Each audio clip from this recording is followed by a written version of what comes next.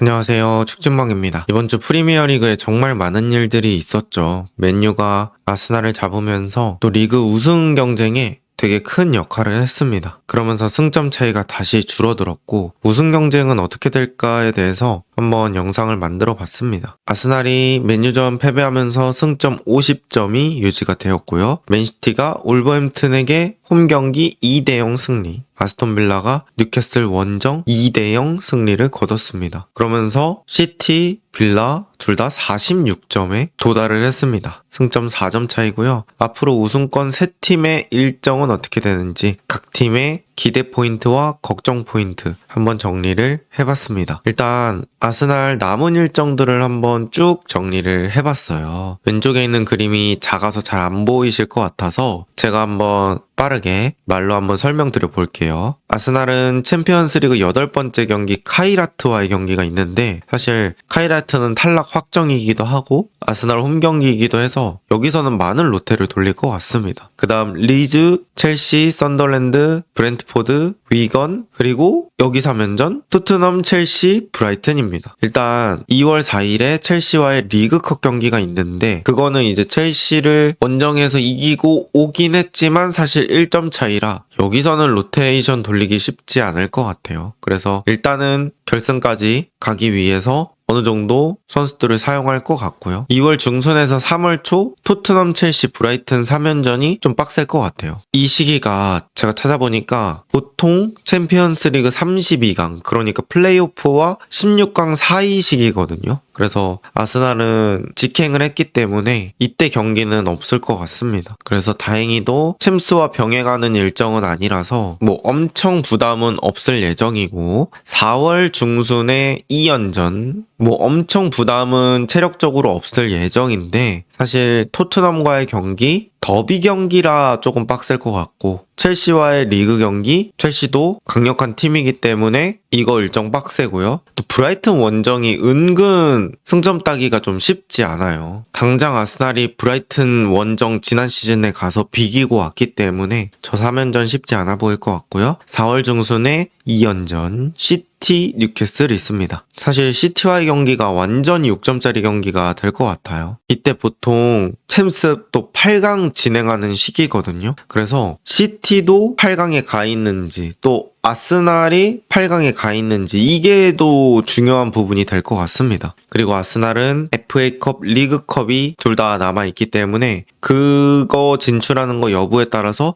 또 경기 수가 추가될 수 있기 때문에 일정의 강도는 더 높아질 가능성이 있습니다. 그 다음 맨시티 남은 일정입니다. 시티는 바로 앞 일정을 말씀드려보면 챔스 갈라타사라이와의 경기, 그 다음 리그 토트넘, 리그컵 뉴캐슬, 리그 리버풀입니다. 일단 2월 초에 토트넘, 뉴캐슬, 리버풀 이 3연전이 좀 빡셉니다. 이제서야 승점 4점 차로 좁혀놨는데 좀 타이트한 일정이고요. 이제 그나마 최근에 토트넘과 리버풀이 상황이 좋지 않습니다. 하지만 두 경기 전부 원정 경기라는 거 이거는 꽤 부담스러운 상황이고요. 사실 시티도 이번에 리그에서 울버햄튼 만나서 이기긴 했는데 상대가 울버햄튼이어서인지 실제로 경기력이 좀 개선된 건지는 모르겠어요. 그래서 이 3연전에 또 어떻게 경기가 나올지를 한번 지켜봐야 될 것 같고요. 이제 뉴캐슬과의 리그컵 경기는 원정에서 2대0으로 이기고 왔기 때문에 조금은 여유롭게 할 수 있긴 합니다. 그래도 이거를 완전히 로테 돌리는 거는 또 쉽지 않죠. 홈에서 두 골차 따라잡혔다가 난리가 날 수도 있으니까 이 3연전은 멤버 분배를 잘해야 될 것 같습니다. 그 다음에 4월 중순에 2연전 첼시 원정 경기, 아스날 홈 경기가 있습니다. 뭐 여러분들도 아시겠지만 아스날과의 홈 경기가 완전히 6점짜리 경기인데 사실 첼시와의 경기를 하고 나서 또 아스날과의 경기를 하니까 체력적으로 더 부담이 될 수 있고 또 이때가 보통 챔스 8강 진행하는 시기라서 만약에 시티가 챔스 8강에 올라가 있다고 하면 또 상당히 어려운 그런 경기를 하게 될 것 같습니다. 또 시티는 리그컵, FA컵 둘 다 살아있기 때문에 이 여부에 따라서 경기 수가 또 충분히 추가가 될 수 있고요. 그래서 일정상으로 봤을 때는 저는 아스날이 조금 더 낫지 않나라는 생각을 하긴 합니다. 그 다음 아스톤빌라입니다. 아스톤빌라는 3월 초에 첼시와의 홈 경기, 맨유와의 원정 경기가 있습니다. 이렇게 2연전이 또 빡셀 것 같고요. 이때는 다행히도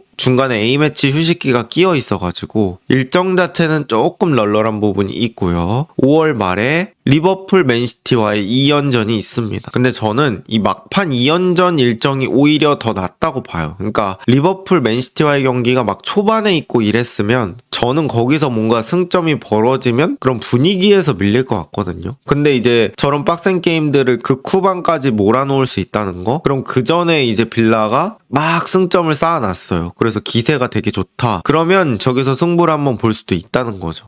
지금 또 빌라는 FA컵은 생존해 있고 리그컵은 탈락해 있기 때문에 앞선 두 팀보다는 경기 수가 좀 줄어들 가능성이 높습니다. 어쨌든 세 팀의 일정상으로 봤을 때는 저는 빌라가 가장 좋지 않나? 라고 생각이 듭니다. 그럼 각 팀의 기대 포인트 한번 말씀드려 볼게요. 일단 아스날의 기대 포인트 첫 번째, 다른 팀에 비해 뎁스가 두껍습니다. 로테이션 풀이 좋고요. 멀티 포지션 가능한 선수들도 뭐 엄청나게 많습니다. 메리노라든지 하베르츠라든지 라이스도 있고요. 인카피에 칼라피오리, 팀버 이런 선수들도 모두 멀티플레이어입니다. 이런 장기전에서는 뎁스가 무엇보다 중요하다고 생각을 하고요. 그 다음에 이제 칼라피오리, 하베르츠가 훈련 복귀를 한 상태거든요. 사실 이 두 선수 오면은 또 공격이 되게 다채로워질 수 있을 것 같아서 언제 이제 경기를 뛸 수 있는 상황이냐 요게 또 중요할 것 같은데 일단 훈련장에는 복귀했다는 거 요 부분이 또 기대해 볼 수 있는 포인트가 될 것 같습니다. 그 다음에 플레이 스타일과 세트피스입니다. 저는 아스날이 나머지 두 팀에 비해서 되게 안정적으로 게임을 한다고 생각을 하거든요. 그리고 내려앉은 팀을 깰 수 있는 세트피스라는 무기가 있다 보니까 뭔가 저점이 되게 단단할 것 같은 느낌이 듭니다. 만약에 승점 드랍을 한다고 하더라도 지는 것보다는 비기면서 1점이라도 얻어가는 방향으로 가지 않을까라는 생각이 있고요. 아스날의 걱정 포인트를 한번 짚어보면 추가 보강 선수가 없습니다. 이게 걱정 포인트냐라고 얘기하면 또 의견이 갈릴 수 있겠지만 어쨌든 다른 팀은 뭐 겨울 이적 시장에 보강을 좀 하는데 아스날은 뭐 이미 멤버가 거의 완성형이다 보니까 추가 영입은 없고요. 현재 스쿼드의 폼 올리기가 중요합니다. 그리고 로테이션은 하는데 사실 수비맨디 라이스 같은 선수는 휴식을 취하기가 어려운 상황이죠. 워낙 핵심 멤버고 대체가 안 되는 유형이다 보니까 이런 부분들이 또 후반기에 뭐 부상이라든지 폼 저하로 이어지면 또 상당히 위험해질 수 있겠죠. 그리고 현재 웨데고르나 사카의 폼 저하가 있습니다. 뭐 사카 같은 경우에는 폼 저하라고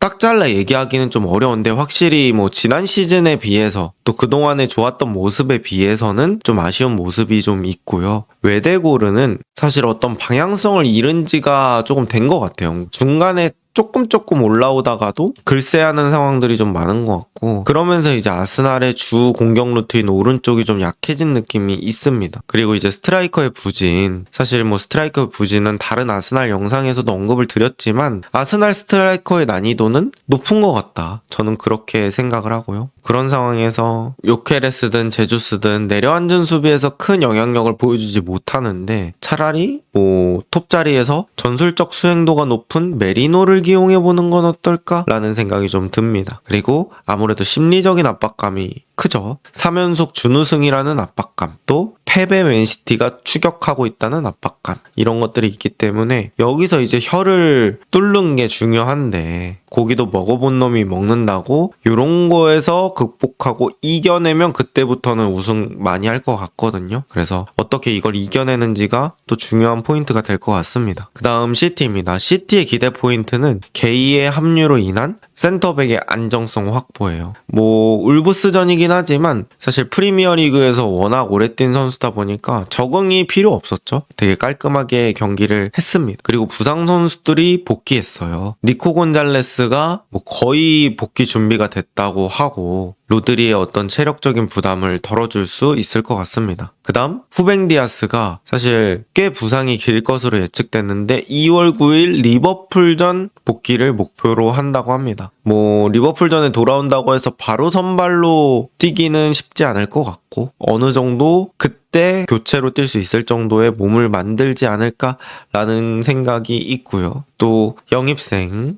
아프리카 네이션스 컵에서 복귀한 선수들의 활약 이런 것들도 기대해볼 만하죠. 사실 세메뇨 데려오고 나서 적응 없이 잘하고 있다. 또 아까 말씀드렸던 게히도 그렇고요. 그리고 이제 마르무시 누리 이런 선수들의 활약도 중요할 것 같습니다. 지금 홀란드가 많이 쉬지 못했던 상황에서 마르무시가 이번에 울버햄튼전에서 보여준 폼은 꽤 희망적이었거든요. 그리고 이제 우리가 흔히 말하는 어떤 패배 후반기 노하우가 있기 때문에 이런 것들 기대해 볼 만합니다. 그리고 이제 시티의 걱정 포인트는 뎁스 문제에 대한 불안함이 좀 있는 것 같아요. 어쨌든 스톤스, 코바치치, 그바르디올 이런 선수는 이제 계속해서 못 본다는 느낌으로 봐야 될 것 같고, 또 라이트백이 이제 마테우스 누네스가 정착을 하긴 했지만 리코루이스일 때는 또 퀄리티가 너무 떨어져서 마테우스 누네스가 버텨주지 않는 이상 또 쉽지 않을 것 같습니다. 그리고 홀란드, 포든, 오라일리의 피로드 문제도 있어요. 지금 팀 내 출전 시간 찾아보니까 홀란드가 1위, 오라일리가 2위, 포든이 4위입니다. 그리고 특히 홀란 같은 경우에는 되게 지친 모습이 있었던 것 같아요.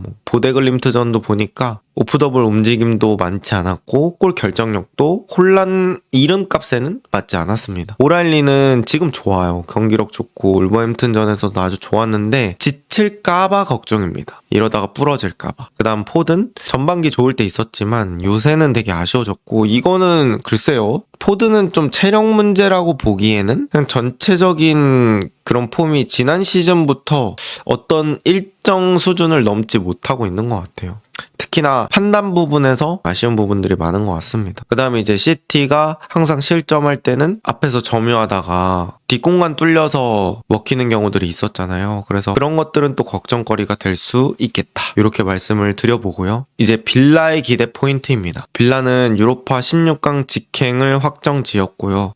유로파 리그가 사실 챔스가 개편되고 나서는 이제 챔스에 있는 팀들이 내려오지 않잖아요. 유로파에 있는 팀끼리만 경쟁을 하기 때문에 상대적으로는 시티나 아스날보다는 경쟁 상대가 수월합니다. 그리고 빌라가 이 정도 폼을 보여주고 있다고 하면 유럽에서도 충분히 강팀이기 때문에 어떤 갑의 위치에서 게임할 수 있다고 해야 될까요? 그런 부분들이 있고, 또 빌라는 그나마 득점이 좀 골고루 분포되어 있다고 저는 봐야 될 것 같아요. 로저스와 와킨스가 8골씩 넣었고요. 부엔디아 7골, 또 지금은 팀을 떠난 말런이 7골 넣었었습니다. 그 다음 맥긴 5골, 캐시 3골 이렇게 해가지고 보면 득점이 그래도 골고루 분포가 되어 있다. 그리고 빌라는 상위권 팀들에 비해서는 상대가 덜 내려앉는 것 같아요. 그러니까 인식 자체가 빌라가 지금 리그 순위가 3위이긴 하지만 어떤 전통의 강호 정도로 상대방이 생각을 하지 않는 것 같고, 그래서 뒷공간 생기면